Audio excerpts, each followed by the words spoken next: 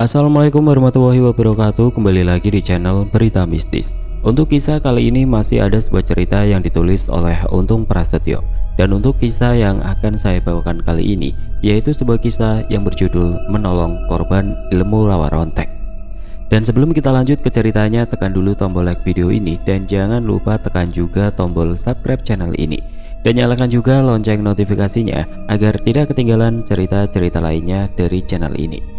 Dan buat teman-teman yang pengen membaca langsung ceritanya, nanti silahkan saja kunjungi linknya yang nanti akan saya sertakan di kolom deskripsi. Dan teman-teman juga bisa mampir ke channel YouTube-nya penulis yang nanti linknya juga akan saya sertakan di kolom deskripsi. Dan seperti apa untuk kisah kali ini? Langsung saja kita masuk ke ceritanya.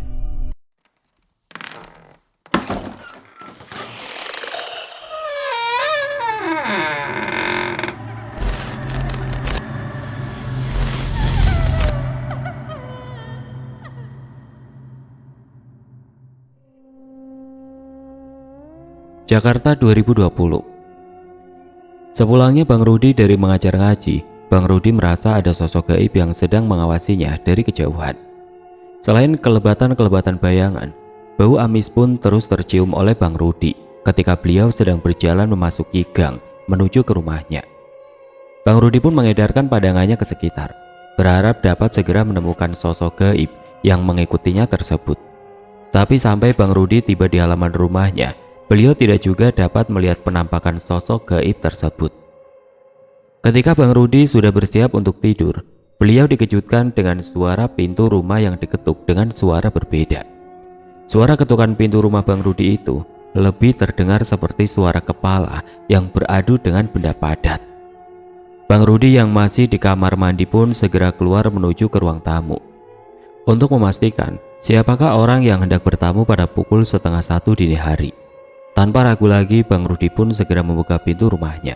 Dan betapa terkejutnya Bang Rudi ketika beliau melihat sosok kepala tanpa badan menelayang di hadapannya dengan darah kental yang masih menetes serta urat-urat di lehernya yang masih menjulur ke bawah dan bergelantungan. "Astagfirullahaladzim, lu setan apaan? Bikin kaget gua aja lu," ujar Bang Rudi yang merasa sangat terkejut dengan penampakan makhluk gaib yang baru kali ini dilihatnya. "Oh, lu yang dari tadi ngikutin gua ya? Lu orang apa setan?" Ibu Bang Rudi bertanya kepada sosok yang sangat mengerikan itu. "Saya manusia, Pak Ustadz," jawab sosok kepala tanpa badan yang darahnya kini mengotori lantai rumah Bang Rudi. "Ah, manusia apaan lu? Coba lu ke warung Ucok, yang ada si Ucok kabur ngeliat lu," balas Bang Rudi. "Tolongin saya, Pak Ustadz, tolong cariin badan saya," pinta sosok kepala itu. "Lah, PHA lu ya? Gua mana tahu. Nah, lu aja yang punya badan kagak tahu, apalagi gua," jawab Bang Rudi yang mulai agak kesal dengan sosok yang hampir mirip seperti kuyang itu. "Lu setan apa orang sih? Muka lu seger bener, kagak pucat kayak setan-setan yang lainnya," Ibu Bang Rudi menanyakan sambil menarik bagian pipi sosok tersebut. Menurut Bang Rudi, makhluk yang ditemuinya itu sangatlah aneh. Makhluk gaib, tapi memiliki bentuk seperti manusia normal dengan kulit yang tidak pucat dan tekstur kulitnya sama dengan manusia yang masih hidup. "Saya ini dulunya punya ilmu lawarontek, Pak Ustadz. Saya dibunuh pengkhianat bangsa ini waktu bangsa kita masih perang melawan VOC Belanda, Ustadz," ujar sosok kepala yang mengaku bernama Jakabaya itu. "Waktu itu saya lengah dan orang-orang yang mengkhianati saya itu membunuh saya dengan sangat cepat. Mereka menebas kepala saya, dan ketika kepala saya terpisah dengan tubuh saya, kedua orang itu lalu mengangkat tubuh saya dan membawanya pergi dengan dokar. Sementara kepala saya dibuang ke kali yang ada di rawa buaya, dan sejak saat itu saya terpisah dengan tubuh saya yang dibawa entah kemana oleh salah satu orang tersebut." "Astagfirullahaladzim, jadi lu salah satu pejuang yang melawan penjajah Belanda, Bang?" tanya Bang Rudi menegaskan. "Betul, Pak Ustadz, dan sudah ratusan tahun saya mencari tubuh saya, tapi saya belum bisa menemukannya. Sampai akhirnya saya ketemu sama Haji Karim, dan beliaulah yang meminta saya untuk datang ke rumah Ustadz." Ketika sedang asik berbicara dengan sosok kepala tanpa badan itu, tiba-tiba ibu dari Bang Rudi pun keluar untuk memastikan siapa yang datang bertamu malam-malam begini. Tapi betapa terkejutnya ibu Bang Rudi ketika melihat sosok kepala tanpa tubuh yang masih meneteskan darah dari batang lehernya. Dan dengan seketika ibu Bang Rudi pun pingsan karena merasa sangat ketakutan. "Yah emak, pakai pingsan di situ lagi," ucap Bang Rudi yang segera menolong ibunya dan langsung membawa sang ibu ke dalam kamarnya. "Pak, tolongin emak nih, dia malah pingsan ngeliat tamu saya," ujar Bang Rudi yang langsung membuat ayahnya terbangun. "Siapa sih sampai bikin pingsan emak lu kayak gini? Gendruwo apa kuntilanak?" tanya ayah Bang Rudi. "Lebih serem dari yang tadi bapak sebutin. Udah kagak usah dilihat, ntar pingsan semua malah saya yang repot." Setelah menjelaskan kepada ayahnya, Bang Rudi pun kembali keluar untuk menemui tamu gaibnya tersebut. "Ini maaf ya, bukan gua nggak mau nerima tamu, tapi itu darah lu gimana? Masa gua yang harus ngepelin segitu banyak darah di ubin?" ujar Bang Rudi yang kaget karena yang dilihatnya adalah darah dalam kondisi nyata. "Iya Pak Ustadz, maaf ya." "Tunggu sebentar ya, gue liatin dulu. Barangkali gue bisa tahu di mana badan lu. Lu tunggu di sini aja, gak usah masuk. Gue males ngepelnya." Setelah beberapa saat Bang Rudi bermunajat kepada Allah Subhanahu wa Ta'ala, Bang Rudi kembali keluar rumah untuk memberitahu sosok kepala tersebut. "Alhamdulillah, mudah-mudahan apa yang gue lihat bener ya, karena banyak banget badan yang kagak ada kepalanya," ujar Bang Rudi menjelaskan. "Sekarang lu pergi dah ke daerah Cakra. Di sana ada rumah peninggalan zaman Belanda. Nah, badan lu ada di sekitaran situ. Daerah Cakra, kagak jauh dari sini." Ibu Bang Rudi lagi. "Di sekitaran rumah Belanda ya Pak Ustadz?" tanya Jagabaya menegaskan. "Iya, di rumah Belanda itu ada mobil tua. Nah, sekitar situ dah, lu cari. Badan lu ada jauh di dalam bumi. Kalau 10 meteran mah ada kali," jawab Bang Rudi menjelaskan. Setelah mendapatkan penjelasan dari Bang Rudi, sosok kepala tanpa badan itu segera berpamitan untuk memulai kembali pencariannya. Tidak lupa sosok kepala yang bernama Jagabaya itu juga berterima kasih kepada Bang Rudi atas bantuannya. Setelah sosok kepala tanpa tubuh tadi pergi, Bang Rudi segera membersihkan darah kental yang masih berceceran di lantai depan rumahnya. Darah itu adalah darah segar, dan hal itu sungguh membuat Bang Rudi bingung karena baru pertama kalinya beliau melihat makhluk gaib yang seperti itu. "Gaib, tapi darahnya darah asli, heran gua," ujar Bang Rudi dalam hati. Setelah selesai membersihkan lantai teras rumahnya, Bang Rudi pun masuk ke dalam kamarnya untuk segera tidur karena waktu sudah menunjukkan pukul 1:30 pagi. Belum begitu lama Bang Rudi terlelap, Bang Rudi pun masuk ke alam bawah sadarnya, dan saat itu Bang Rudi merasa sedang berada di sebuah pedesaan yang masih sangat hijau. Jalanan tempatnya berdiri masih berupa tanah berbatu, dan sekelilingnya masih berupa persawahan. Bang Rudi yang masih berdiri di tengah jalan berbatu tersebut tiba-tiba dihampiri sosok bertubuh tinggi besar dengan menggunakan pakaian khas Jawara Betawi dengan kopiah hitam di kepalanya. Bang Rudi hampir saja tidak mengenali sosok tersebut.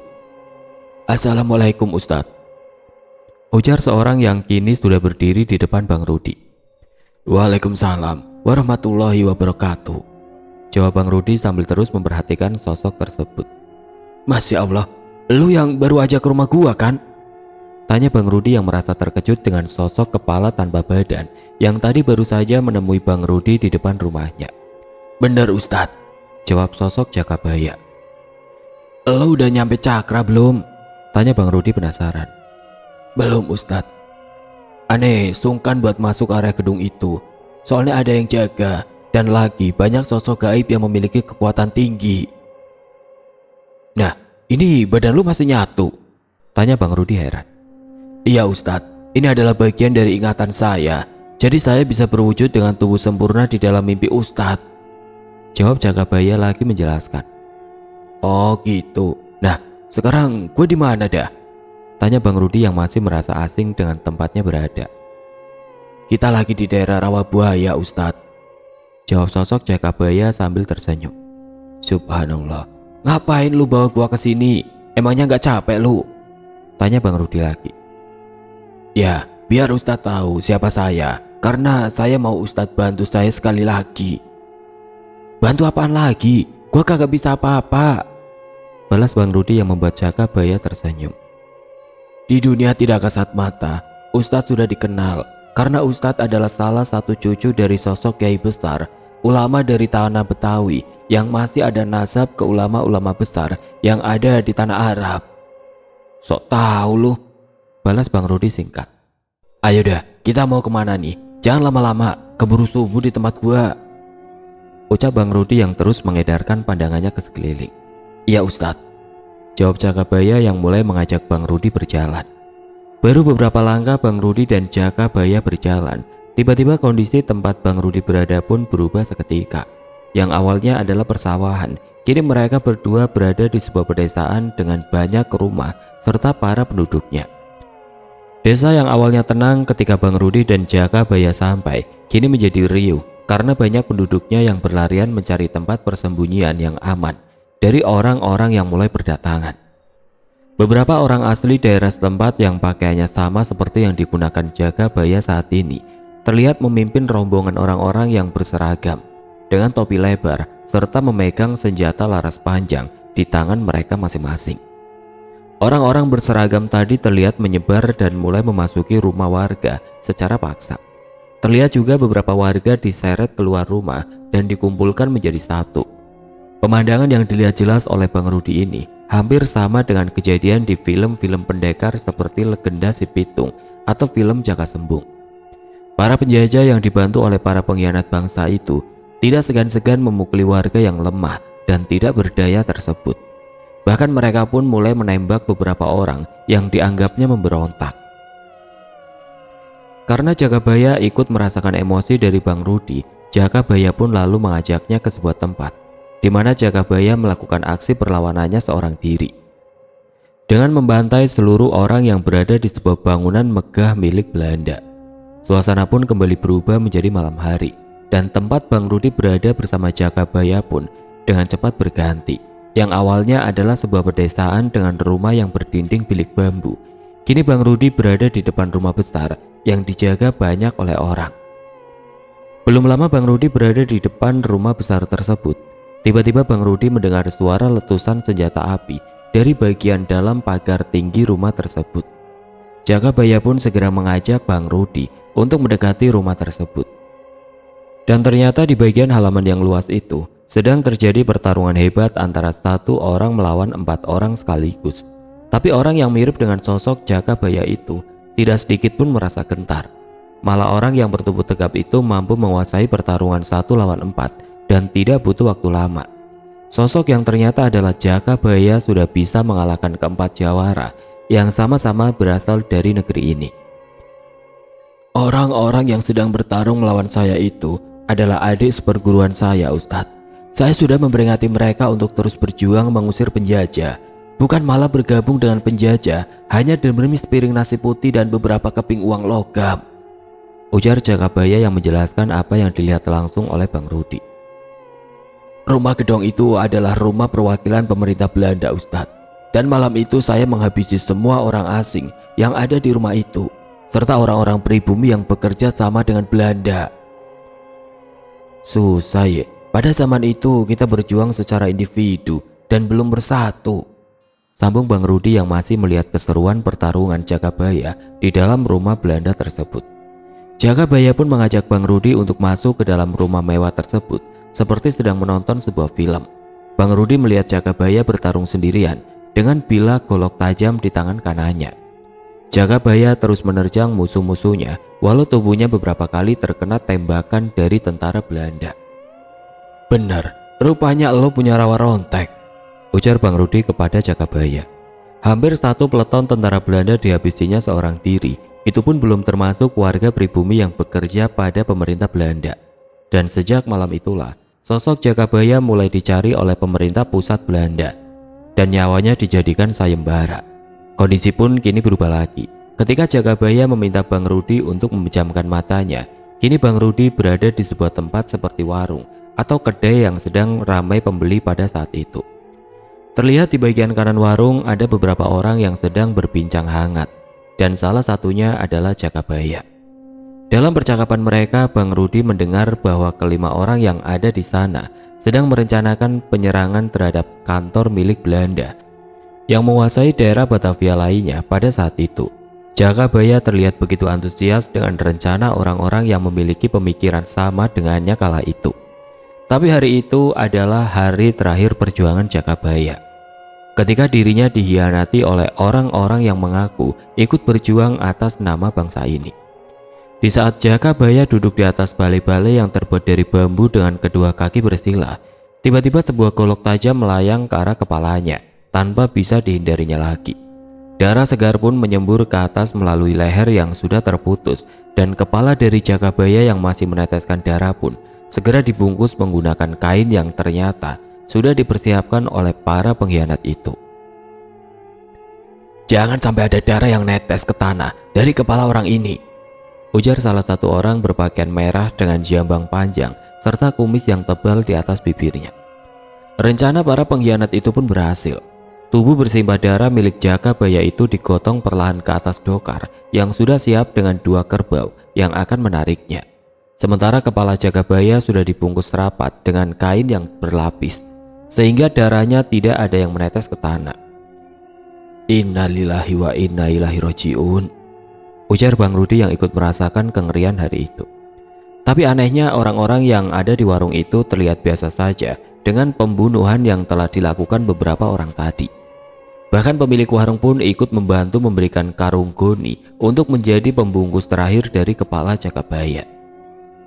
"Biadab," seru Bang Rudi lirih.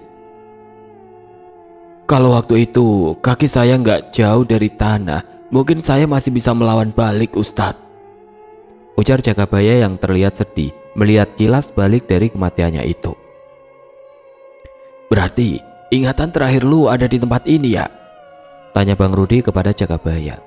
"Iya Ustadz, saya merasa seperti terbangun dari tidur panjang ketika kepala saya yang dihanyutkan ke sebuah kali besar tersangkut di antara ranting pepohonan yang menjuntai ke bawah sungai. Dan disitulah ada orang yang mengambil karung yang berisi kepala saya lalu membawanya ke atas sungai. Saya bisa kembali hidup ketika orang yang mengira karung tersebut adalah benda berharga membukanya. Tapi karena terkejut dengan penemuan itu, kepala saya dilempar dan bisa menyentuh tanah," jawab Jakabaya menjelaskan apa yang terjadi selanjutnya.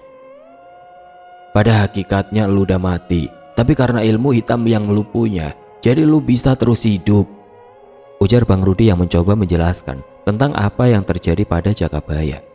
"Benar Ustadz, dan saya mau Ustadz nolongin saya supaya arwah saya tenang dan bisa diterima oleh Tuhan yang Maha Pencipta." "Oke dah kalau begitu. Sekarang ayo kita ke gedung Belanda yang ada di daerah Cakra. Mudah-mudahan itu benar badan lu yang dikubur di sana." Beberapa saat kemudian Bang Rudi dan Jakabaya sudah sampai di depan sebuah gedung tua peninggalan zaman Belanda. Kini terlihat megah karena sudah dilakukan restorasi dan juga rehabilitasi pada gedung yang memiliki nilai sejarah tersebut. Bangunan itu berada di daerah Cakra di sekitar Jakarta Barat, dan tanpa disadari oleh Bang Rudi, sosok Jakabaya saat ini kembali menjadi sosok kepala tanpa badan yang kini berdiri sejajar dengan Bang Rudi.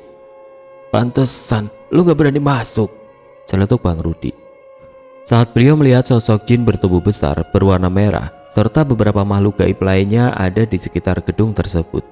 "Iya Ustadz, bukannya saya takut sama mereka, tapi saya pasti keteter kalau ngelawan mereka bareng-bareng." "Lu aja keteter, apalagi gua yang cuma orang biasa," sahut Bang Rudi sambil terus memperhatikan sosok jin yang tubuhnya hampir sama besarnya dengan gedung tersebut. "Ustadz pasti tahu cara yang baik buat masuk ke dalam sana," jawab Jakabaya yang tiba-tiba mengagetkan Bang Rudi. "Astagfirullahaladzim, badan lu kemana lagi?" seru Bang Rudi yang merasa terkejut ketika melihat Jakabaya kembali menjadi sosok kepala yang mengambang tanpa tubuh. "Lah kan masih di dalam," jawab Jakabaya sambil menunjuk ke arah gedung. "Ya dah, gue izin dulu noh sama jin gede. Mudah-mudahan dia ngizinin kita masuk," ujar Bang Rudi yang terlihat memejamkan kedua matanya. Beberapa saat kemudian sosok merah yang tubuhnya sangat besar tersebut menghilang dari pandangan Bang Rudi dan juga Jakabaya. Dan setelah Bang Rudi mengajak masuk ke dalam area gedung, ternyata sosok jin tersebut sudah menunggu Bang Rudi di sebuah tempat yang masih terparkir mobil klasik peninggalan orang Belanda. "Salam Guru," ujar sosok jin bertubuh merah berkepala botak dan memiliki tanduk kecil di atas kepalanya. Waalaikumsalam, jawab Bang Rudi. Maaf nih, nama antum siapa ya? Tanya Bang Rudi kepada sosok jin yang memiliki energi sangat besar tersebut. Ana Fahad, Guru, jawab jin bertubuh besar itu sambil menundukkan kepalanya. Antum berasal dari mana, Fahad? Tanya Bang Rudi lagi. Ana dari Babilonia, Guru. Masya Allah, Irak.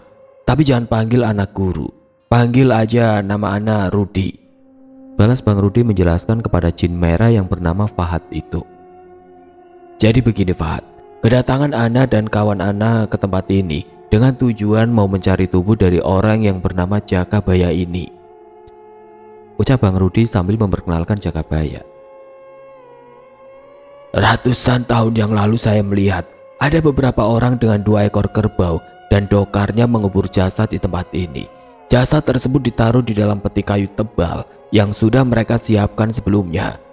Tempat itu tepat berada di bawah kita saat ini, ujar sosok jin Fahad menjelaskan apa yang diketahuinya beratus tahun yang lalu. Subhanallah, antum udah ada di tempat ini waktu itu? Tanya Bang Rudi yang merasa kagum dengan sosok jin Fahad. Naam Guru, jawab jin Fahad singkat. Jadi begini Fahad, ana minta tolong ke antum buat ngambil jasadnya Jakabaya, karena waktu udah mau masuk subuh, jadi ana harus balik nih, ujar Bang Rudi kepada sosok jin Fahad. Antum mau nggak nolongin kawan kita ini? Beliau ini adalah pejuang pada zamannya. Sayang, Allah punya kehendak lain dan beliau ini harus meninggal karena dihianati orang-orang sebangsanya. Ibu Bang Rudi menjelaskan. Baik Guru, saya akan membantu Jakabaya dan sebaiknya Guru pulang sekarang karena sebentar lagi adzan subuh berkumandang, jawab jin Fahad yang membuat Bang Rudi lega. Alhamdulillah Jaka, insya Allah lu bakalan dibantu sama Fahad. Gua balik dulu ya, takut keburu siang, ujar Bang Rudi yang langsung berpamitan dengan jin Fahad dan juga Jakabaya. Tepat ketika adzan subuh berkumandang, Bang Rudi pun terbangun dari tidurnya. Setelah membersihkan diri, Bang Rudi pun segera pergi ke musola untuk menjalankan sholat subuh berjamaah. Dan sepulangnya Bang Rudi dari musola, Bang Rudi pun dibuat terkejut oleh keberadaan sebuah benda yang tiba-tiba ada di atas tempat tidurnya. Benda itu adalah sebuah pistol yang bertuliskan VOC dengan bentuk unik dari zaman penjajahan dulu. Dalam hatinya Bang Rudi pun bertanya, dari mana pistol antik ini berasal? Ketika fajar telah terbit, Bang Rudi pun menanyakan perihal keberadaan pistol bertuliskan VOC itu kepada ibu, ayah dan kakaknya. Tapi tidak ada satupun dari mereka yang mengetahui hal tersebut. Dan pikiran Bang Rudi pun lalu tertuju pada Jakabaya. Bang Rudi menduga bahwa Jakabaya lah yang menaruh pistol tersebut di atas tempat tidurnya. Tamu lu semalam kali Rud yang bawa itu barang, ucap ayah Bang Rudi. Boro-boro bawa barang, orang itu setan cuma kepala doang yang berdarah-darah. Bagaimana dia mau menenteng itu pistol? Sahut ibu Bang Rudi. Udah tahu itu setan cuma kepala doang, pakai diajak ngobrol lagi. Emang dasar bocah PA lu. Ibu Bang Rudi yang kesal karena ketakutan hingga pingsan ketika melihat sosok Jakabaya. Lu kemanain Rud? Itu setan, tanya ayah Bang Rudi. Tadi pagi sebelum subuh sih saya tinggal di Cakra Pak, di Gedung Belande, jawab Bang Rudi sambil menikmati kopi susu kesukaannya. Dia nyari apaan sih Rud sampai bela-belain nemuin lu? Tanya ibu Bang Rudi dari arah dapur. Dia lagi nyari badannya mak, dan minta tolong saya buat nyari di mana badannya dikubur. Pas banget saya ngelihat ada badan yang dikubur di bawah gedung Belanda itu. Ya udah, akhirnya dia pergi ke sono. Oh, jadi dia udah utuh lagi? Tanya ayah Bang Rudi bergantian. Alhamdulillah udah Pak.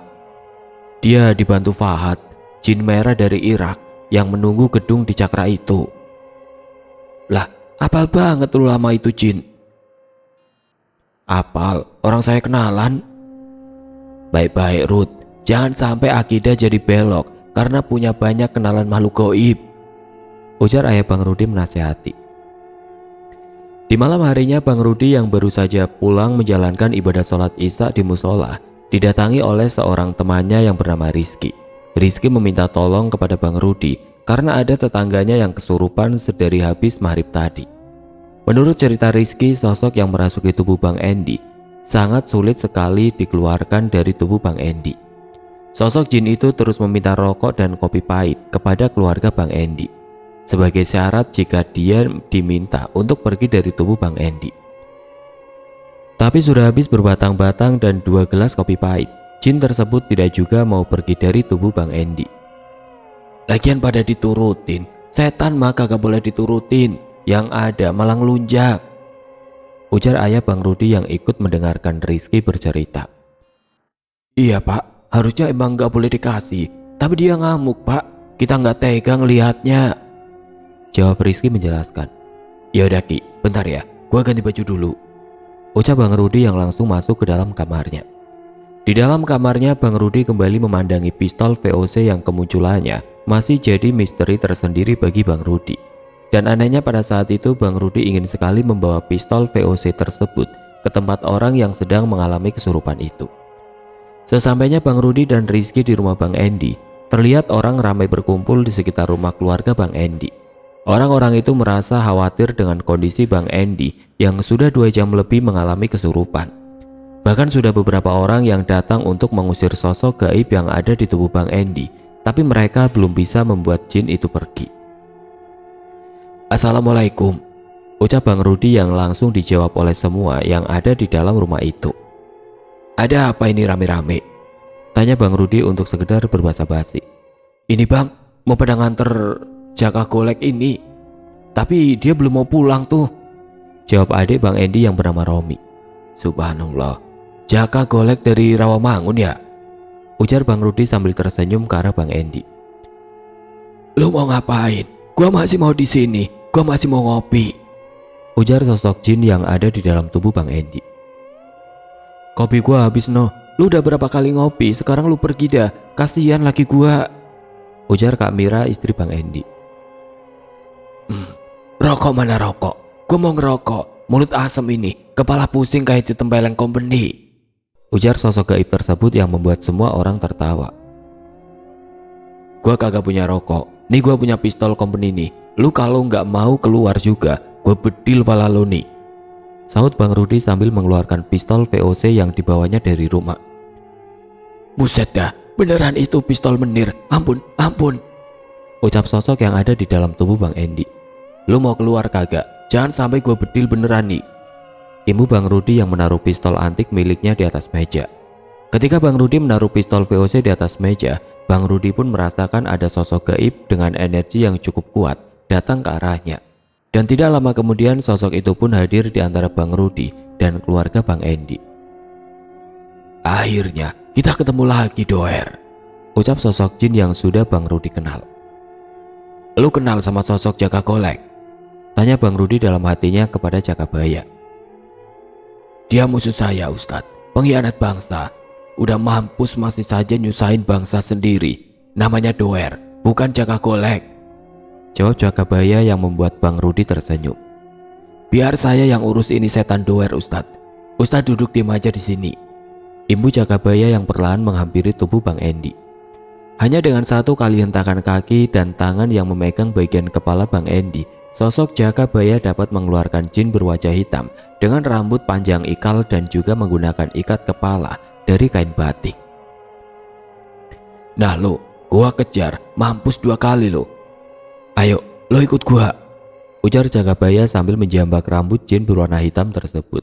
Lalu mereka berdua melesat pergi meninggalkan tubuh Bang Endi. Alhamdulillah, akhirnya meret juga itu Jaka Golek, ucap Bang Rudi yang langsung disambut kalimat syukur dari semua orang yang ada di rumah Bang Endi. Bang Endi pun terkulai lemas dengan nafas yang tersegal-segal.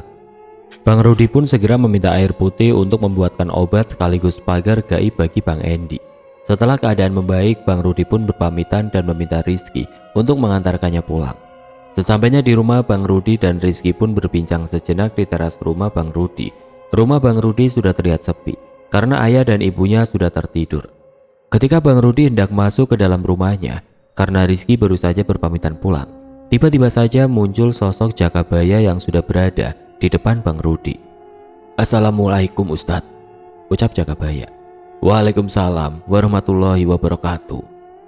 "Maaf Ustadz, saya datang lagi," ucap Jakabaya sambil tersenyum. "Alhamdulillah, lu udah utuh lagi Jaka. Gue lupa tadi mau nanya waktu kita di rumah Bang Endi," ujar Bang Rudi yang merasa ikut senang karena Jakabaya telah menemukan kembali tubuhnya. "Iya Ustadz, alhamdulillah.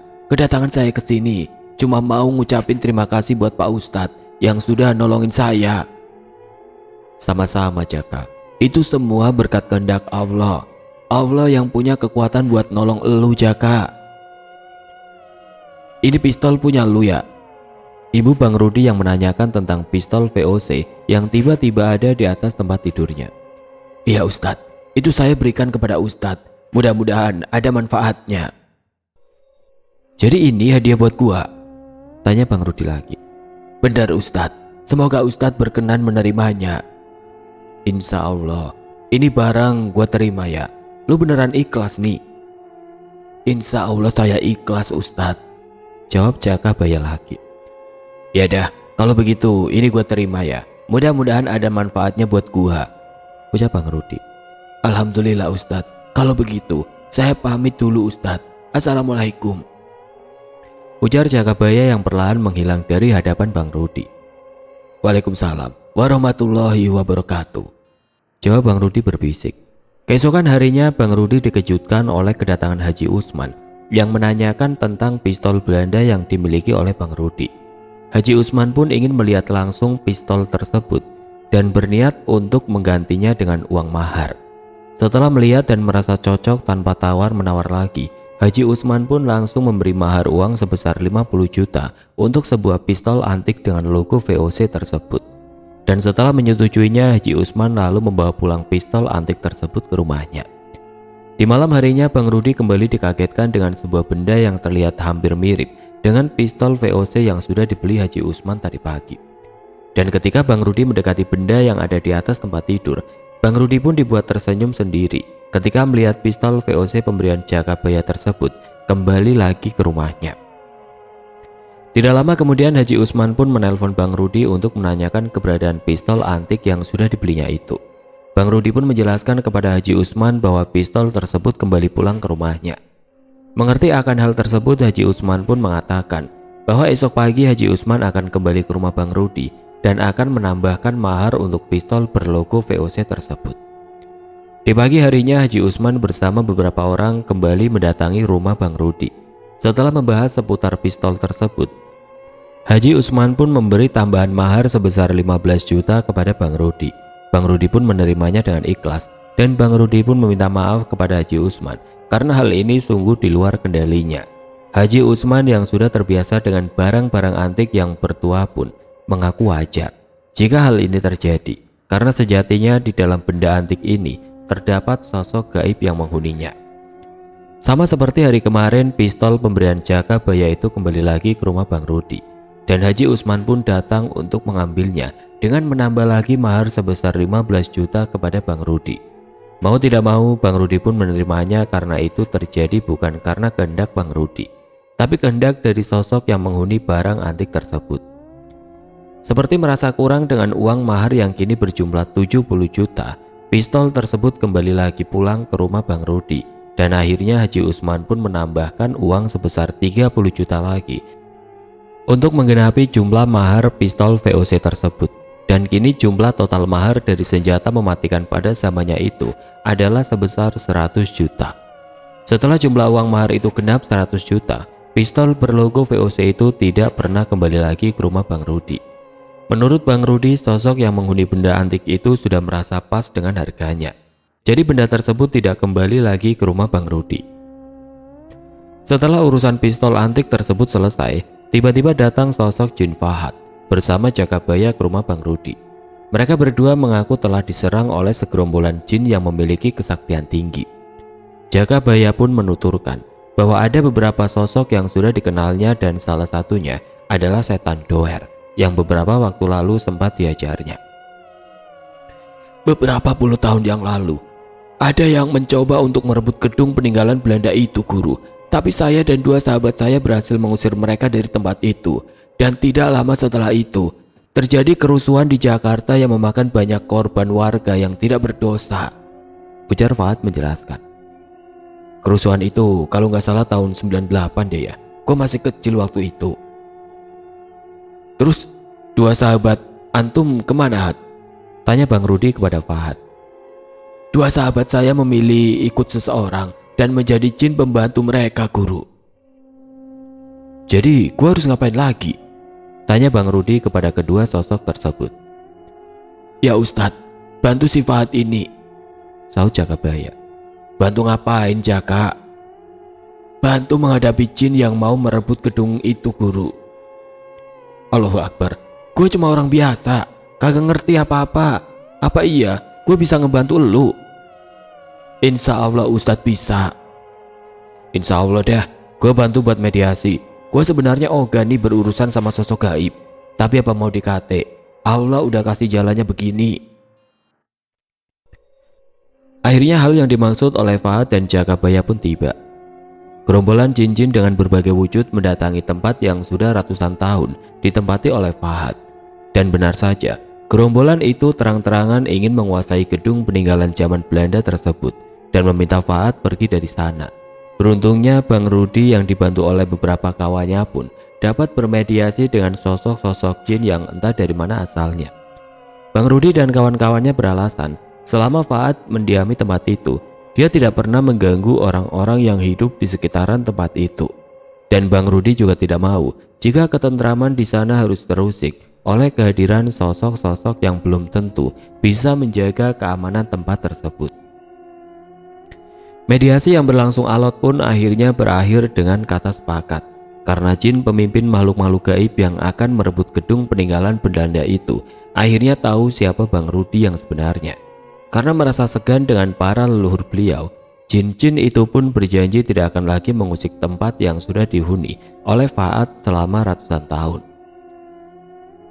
Kisah ini ditulis berdasarkan cerita dari narasumber langsung, dengan sedikit penambahan agar cerita tidak terkesan datar. Maksud dan tujuan dari kisah ini hanyalah sekedar ingin berbagi kisah yang dapat menghibur halayak ramai. Tidak ada tujuan lainnya. Barangkali ada hal baik dari cerita ini, mohon kiranya untuk diambil hikmahnya. Dan bila ada penulisan atau kalimat yang tidak berkenan, mohon dimaklumi. Oke teman-teman, sekian untuk kisah kali ini. Bagaimana menurut kalian tentang kisah ini? Tulis komentar kalian di kolom komentar. Dan buat teman-teman yang baru bergabung, jangan lupa untuk like, komen, share, serta subscribe channel ini. Dan nantikan kisah-kisah horor berikutnya tetap di channel Berita Mistis. Wassalamualaikum warahmatullahi wabarakatuh.